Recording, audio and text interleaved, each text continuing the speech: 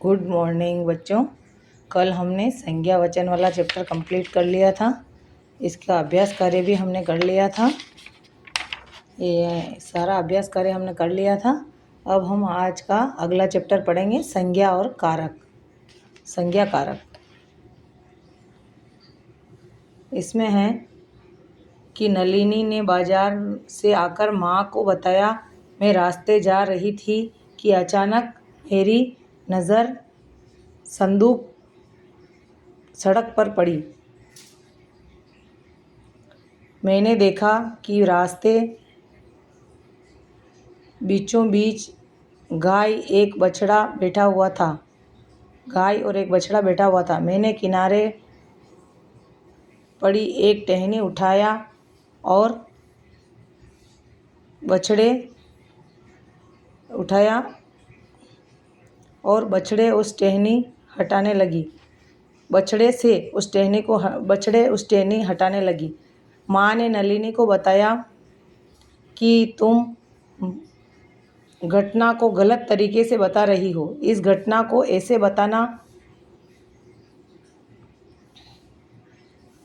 चाहिए था। कैसे बताना चाहिए था? माँ ने समझाया, मैं रास्ते से जा रही थी कि अचानक मेरी नज़र सड़क पर पड़ी। मैंने देखा कि रास्ते के बीचों बीच गाय का एक बछड़ा बैठा हुआ था।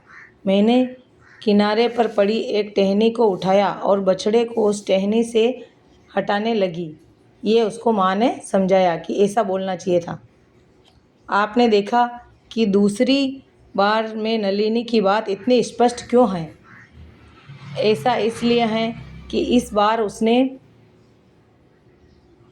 अपनी बात को समझाने के लिए शब्दों को आपस में जोड़ने वाले का, के, पर, में, से को आदि का प्रयोग किया। शब्दों को आपस में जोड़ने वाले यही चिन्ह कारक चिन्ह कहलाते हैं।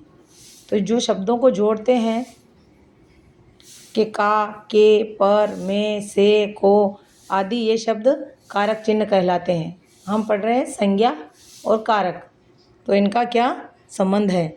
संज्ञा या सर्वनाम के जिस रूप से उसका संबंध वाक्य के दूसरे शब्दों से जाना जाता है वह कारक कहलाता है। क्या बताया? कि संज्ञा या सर्वनाम के जिस रूप से उसका संबंध वाक्य के दूसरे शब्दों से जाना जाता है, कि उनका संबंध वाक्य का जो दूसरा वाक्य बोल रहे हैं उससे उसका संबंध जाना जाता है, वह कारक कहलाता है। ये मैंने कारक का पढ़ाया बच्चों, संज्ञा और कारक। इसके आगे वाला कारक के प्रकार अपन अगली वीडियो में मैं भेजूँगी, आप देखना। जब तक मेरे वीडियो को लाइक और सब्सक्राइब करना, बेल आइकन दबाना मत भूलना। गुड बाय बच्चों।